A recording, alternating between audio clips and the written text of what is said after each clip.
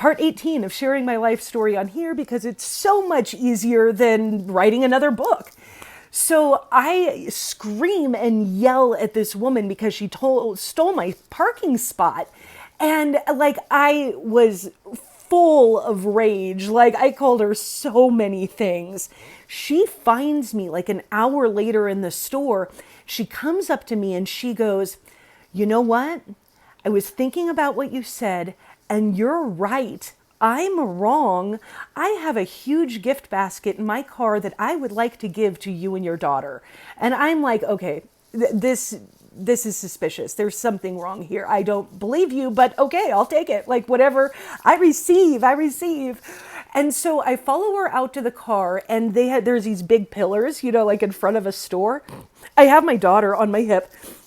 What was that sound? I have my daughter on my hip, and I'm like hiding her behind a pillar on my hip because I'm like, this woman's going to pull a pew-pew out and unalive me. And she pulls out this enormous gift basket, like a huge gift basket. And she's just like, "I'm so sorry I did that to you." And I'm like, this is the weirdest thing that's ever happened to me. Like, I am not used to being full of rage and then people being kind to me.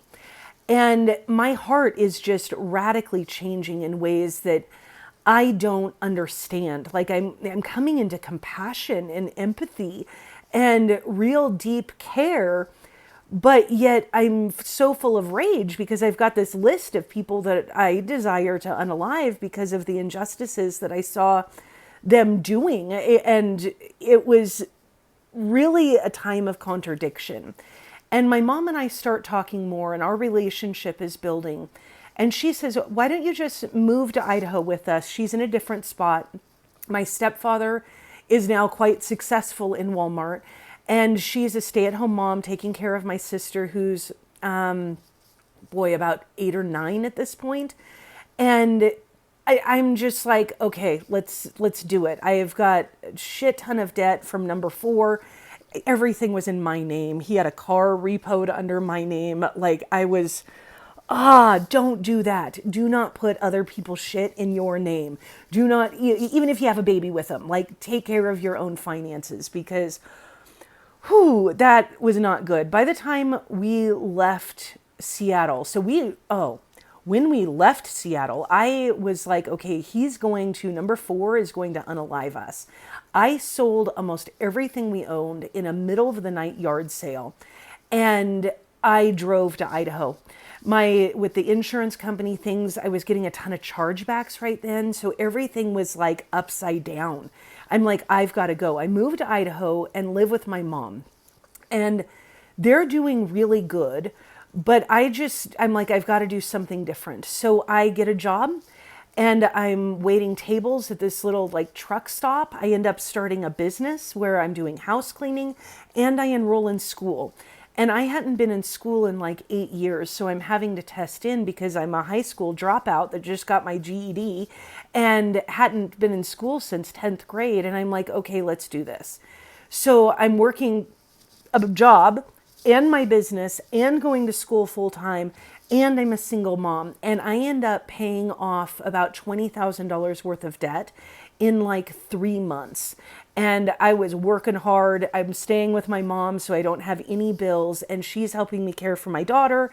But then I also have her in a preschool that was really cool too.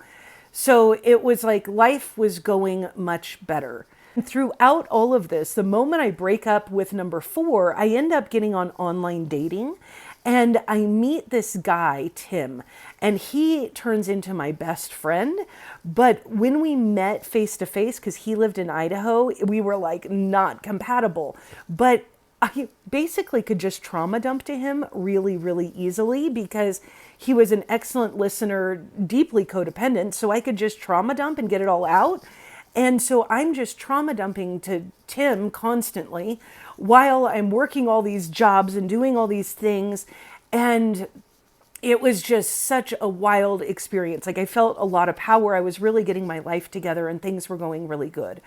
And one day Tim calls me and he goes, "You know what? I met your husband today." And I'm like, "Are you out of your damn mind? Have you heard me? I don't even like men. I especially don't like white men." And then he tells me that he's younger than me too. I'm like, you are so out of your damn mind. Like, you don't even know me at this point. And I just kind of forget about it.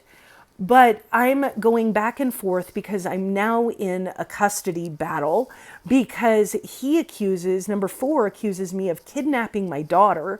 But I had sent a certified letter to him telling him where I was going that actually saved my bacon. Like, I've always been really smart legally somehow. And that was what I was in school for, was pre-law. And I was like, I end up finding a lawyer in Seattle, and I'm having to drive back and forth from Idaho to Seattle for court and to exchange my daughter because she has to go stay with her dad. And it was just like so much chaos and everything was moving so fast. But yet I'm really empowered. I'm running for the first time. I dropped down to 176 pounds. Like, I'm feeling really good. I'm sober. And things like my life is really coming together. My mom and I also, while I'm living there, we spend about 6 months just sitting at the kitchen table and talking. Our conversations would go something like, well, I hate you because, and then I would list my reasons. And she's like, well, I'm frustrated with you because. And we were just dedicated to working through our issues together. And that was truly the foundation for my healing, was that she was like, I want to get better. I see you want to get better. Let's do this together. And she was an amazing parent to me as an adult. She respected me as an adult. She cared for me as an adult.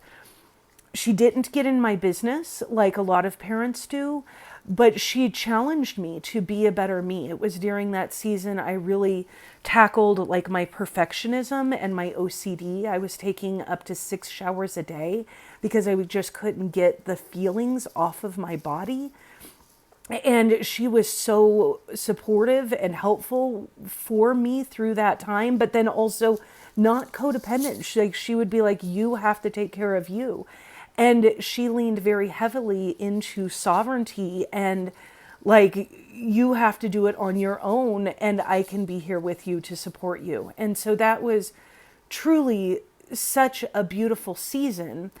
And I'm going back and forth. And then there was this one time where my friend Tim calls me and he's like, oh, there's the Idaho State Fair. You're driving through. Why don't you come meet this dude, Reed, who's going to be my husband? Come meet him. Like, just come hang out, and you can hang out at the Idaho State Fair. And he's running a pro-life booth.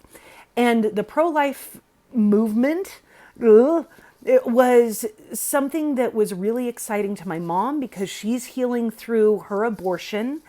I'm healing through choosing life.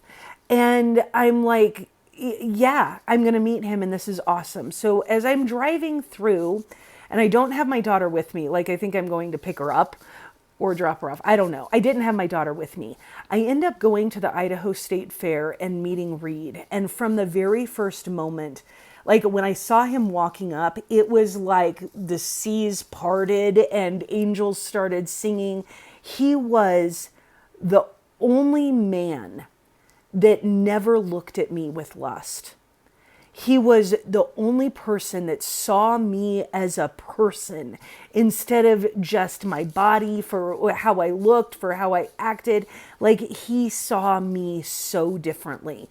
And it helped that he was 6'6" and quite attractive.